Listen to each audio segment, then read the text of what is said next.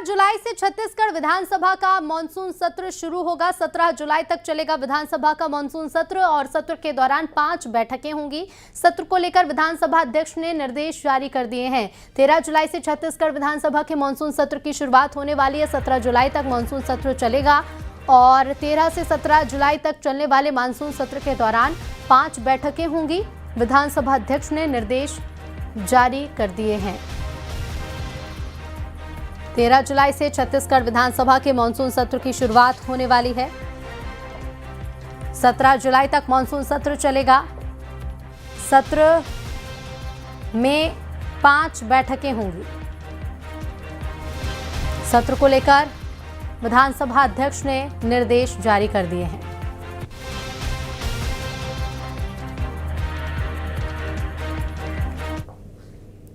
और छत्तीसगढ़ के कई जिलों में ईडी ने दबिश दी है। रायपुर, दुर्ग, धमतरी और कोरबा में ईडी ने दबिश दी है। डीएमएफ और भारतमाला घोटाले को लेकर ईडी ने दबिश दी है। करीब 9 ठिकानों पर ईडी की टीम ने छापेमारी की। रानू साहू के करीबियों के घर पहुंचने की भी खबर है। कई जिलों में ईडी की दबिश देखने को मिली है। छत्तीसगढ़ के रायपुर, दुर्ग, धमतरी और कोरबा में ईडी ने दबिश दी है। डीएमएफ और भारतमाला घोटाले को लेकर ईडी ने दबिश देकर कार्रवाई की है। करीब 9 ठिकानों पर छापा मारा गया है। रायपुर, अंबिकापुर, धमतरी की तस्वीर आपके सामने है। कई जिलों में इसके साथ ही ईडी ने दबिश दी। डीएमएफ घोटाले को लेकर ये दबिश दी गई है। रायपुर, अंबिकापुर, धमतरी के साथ साथ कोरबा में भी दबिश दी गई। डीएमएफ और भारतमाला घोटाले को लेकर टीम पहुंची है। कुल 9 ठिकानों पर एक साथ ईडी की टीम पहुंची और जांच की है। रानू साहू के करीबियों के घर पहुंचने की खबर है। 9 ठिकानों पर ईडी की टीम छापेमार कार्रवाई करने पहुंची है।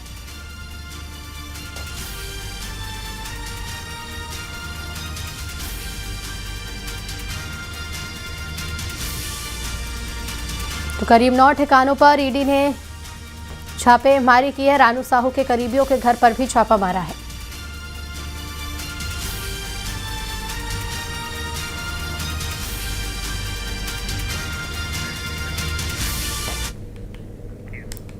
और बिजली के दाम बढ़ने के विरोध में कांग्रेस प्रदर्शन करेगी। सभी जिलों में कांग्रेस का प्रदर्शन होगा। बिजली दर बढ़ाने के विरोध में कांग्रेस प्रदर्शन करेगी। 17 और 18 जून को कांग्रेस का प्रदर्शन है। 17 जून को सभी जिलों के बिजली दफ्तरों का घेराव होगा।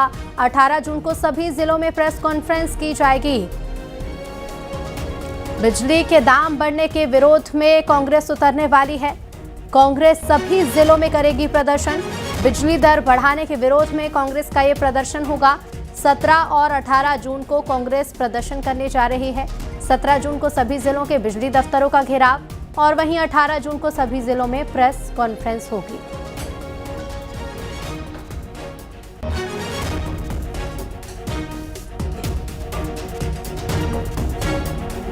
लगातार 5वीं बार बिजली का रेट बढ़ाकर आम जनता पर अत्याचार कर रही है।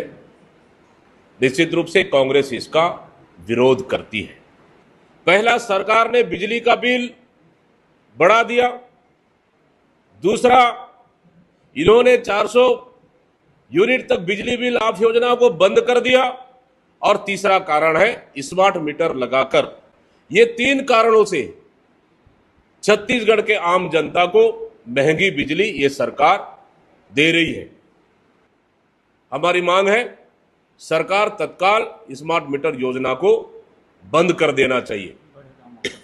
और जो दाम लगातार ये सरकार बढ़ा रही है, 5वें बार बिजली का दाम, बिजली का रेट इस सरकार ने बढ़ाया है। हम बढ़ी हुई बिजली की रेट को, दाम को वापस लेने की मांग करते हैं ताकि आम जनता को बढ़ी हुई बिजली का दर एक बोझ के रूप में नहीं बल्कि उन्हें बिजली बिल का पैसा देने में सहूलियत है। और अब आपको बताते हैं बिजली महंगी होने के बाद कांग्रेस ने सरकार को घेरने के लिए क्या कुछ रणनीति तैयार की है। तो छत्तीसगढ़ में 3 चरणों में कांग्रेस प्रदर्शन करेगी। 17 जून को बिजली ऑफिस का घेराव करने की रणनीति बनाई गई है। 18 जून को सभी जिलों में कांग्रेस प्रेस कॉन्फ्रेंस करेगी। 3 चरण में देखिए पूरा प्रदर्शन किया जाएगा और सरकार को घेरने की तैयारी छत्तीसगढ़ में कांग्रेस ने की है। बिजली महंगी होने का विरोध किया जा रहा है। 17 जून को बिजली ऑफिस का घेराव करने की तैयारी है। तो वहीं इसके साथ ही साथ 18 जून को सभी जिलों में प्रेस कॉन्फ्रेंस कांग्रेस करने वाली है और 19 जून से कांग्रेस गांव-गांव जाकर बढ़े हुए बिजली दरों का विरोध करेगी। साथ ही स्मार्ट मीटर हटाने के अभियान की भी शुरुआत होगी। इधर छत्तीसगढ़ के स्कूलों में राष्ट्रगान, सरस्वती वंदना, गायत्री मंत्र और सांस्कृतिक गतिविधियां अनिवार्य करने का संत समाज सेन ने स्वागत किया है। बता दें कि सीएम के ऐलान के बाद दक्षिण कौशल पीठाधीश्वर स्वामी राजीव लोचन दास, महंत सुरेंद्र दास, उदय लाल और देवकर साहब ने सीएम निवास पहुंचकर आभार जताया। सीएम ने कहा कि शिक्षा सिर्फ ज्ञान नहीं, संस्कार और चरित्र निर्माण का आधार है। आधुनिक शिक्षा के साथ भारतीय ज्ञान परंपरा का समन्वय हमारी प्राथमिकता है।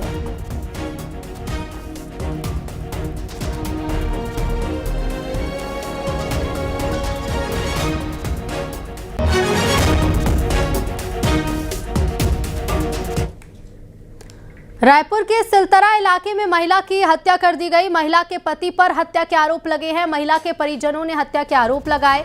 हत्या की वारदात के बाद पति फरार हो गया। बता दें कि महिला ने दूसरी शादी की थी। धारदार हथियार और बांस से पीट कर हत्या कर दी गई।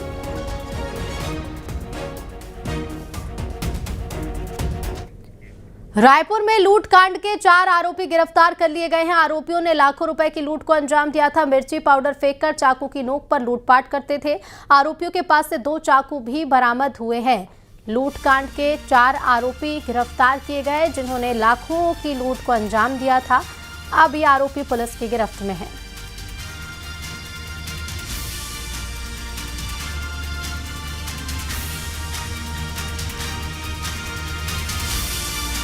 लूट के जो प्रकरण थे थाना भनपुर के टीम और साथ में एसीसीयू की टीम को इसमें एक बहुत बड़ी सफलता मिली।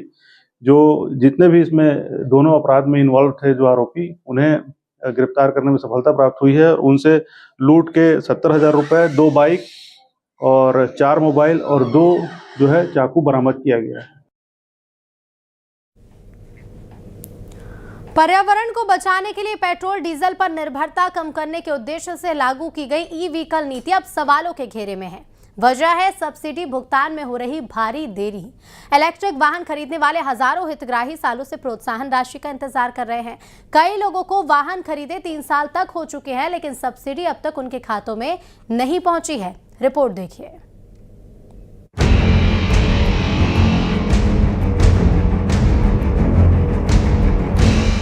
सरकार ने इलेक्ट्रिक वाहनों को बढ़ावा देने के लिए सब्सिडी का वादा किया था, लेकिन जमीनी हकीकत कुछ और ही तस्वीर दिखा रही है। सब्सिडी की आस में ई व्हीकल खरीदने वाले हजारों लोग आज भी भुगतान का इंतजार कर रहे हैं। दावा है कि बजट में मंजूर होने के बावजूद राशि जारी नहीं हो पा रही है, जिससे लोगों में नाराजगी बढ़ती जा रही है। पेट्रोल डीजल पर निर्भरता कम करने के लिए सरकार ने इलेक्ट्रिक व्हीकल नीति तो लागू कर दी, लेकिन लंबे समय से सब्सिडी नहीं आने की वजह से अब लोग काफ़ी परेशान हैं। आलम यह है कि सब्सिडी की उम्मीद में इलेक्ट्रिक गाड़ी खरीदने वाले कस्टमर अब सालों से दफ्तरों के चक्कर काट रहे हैं।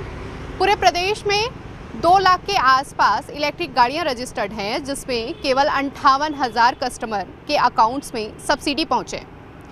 कई कस्टमर ऐसे हैं जिन्हें गाड़ी खरीदे हुए 3 साल, 4 साल, 5 साल का समय बीत चुका है, लेकिन अब तक उन्हें सब्सिडी नहीं मिल पाई है। पहले जो अधिकारी हैं वो फंड की कमी का हवाला दिया करते थे, लेकिन अब फंड रिलीज होने के बाद भी कस्टमर्स के अकाउंट्स में सब्सिडी नहीं मिल पा रही है। सब्सिडी की उम्मीद में इलेक्ट्रिक वाहन खरीदने वाले हजारों हितग्राही सालों से दफ्तरों के चक्कर काट रहे हैं। प्रदेश में हजारों लोग ऐसे हैं जिन्हें वाहन खरीदे 3 साल हो चुके हैं, पर राशि आज तक उनके बैंक खातों में नहीं पहुंची है। आंकड़ों के मुताबिक 1,90,321 ई व्हीकल रजिस्टर्ड हुए हैं। 1,20,730 लोगों ने सब्सिडी के लिए क्लेम भी किया। 58,780 कस्टमर को सब्सिडी की राशि मिली। वहीं 61,950 लोगों को सब्सिडी राशि मिली ही नहीं। 1 साल के बाद ही आएगा सब्सिडी, उससे पहले नहीं आएगा। मैं इंक्वायरी पूछने गया तो ऐसे बता रहा था। अपन को 2 साल हो गया, ये मेरी दूसरी गाड़ी है। उसकी 2 साल हो गई, अभी तक आई नहीं सब्सिडी। और बहुत सारे लोग भी बोलते हैं कि आरटीओ में फंस जाती है और यहाँ से तो हो जाता है अप्रूवल, तो वहाँ पे नहीं मिलती। सब्सिडी बोलते हैं 1 साल में आ जाएगी, लेकिन अभी तक आई नहीं है। 2 साल पहले ली थी गाड़ी, अभी तक सब्सिडी नहीं आई है। शोरूम में बोल चुके हैं, शोरूम में बोल रहे हैं कि आरटीओ जाके वहाँ पे कंफर्म करें क्यों नहीं आई है। उन्होंने लेटर निकाल के दिया है, उसमें आरटीओ के हैंड से रुका हुआ है। हितग्राहियों का कहना है कि जब भी वो सब्सिडी की जानकारी लेने अधिकारियों के पास पहुंचते हैं तो उन्हें दस्तावेजों की जांच प्रक्रिया का हवाला दिया जाता है। इलेक्ट्रिक व्हीकल में लगभग 60 से 64 करोड़ रुपए का उनको राशि मुक्त किया है। इस वर्ष भी लगभग 100 करोड़ रुपए का प्रावधान किया गया है और फाइनेंस के माध्यम से इसको विमुक्त किया जाता है। जो भी पुराने मामले होंगे उन मामलों को क्लियर किया जाएगा। सरकार की ई व्हीकल नीति का मकसद पर्यावरण को बचाना है, लेकिन सब्सिडी भुगतान में देरी इस अभियान की रफ्तार पर असर डाल सकती है। न्यूज़ 18 के लिए रायपुर से तनु वर्मा के साथ ब्यूरो रिपोर्ट। और अब बिलासपुर से बड़ी खबर है। बिल्हा में कबाड़ी के ठिकाने पर छापा मारा गया। कबाड़ी से रेलवे का सामान, चोरी का सामान बरामद किया गया है। 14,25,000 रुपए का कबाड़ जब्त किया गया। 83 क्विंटल से ज्यादा का कबाड़ जब्त किया गया है। इमरान कुरैशी समेत 7 पर कार्रवाई हुई है।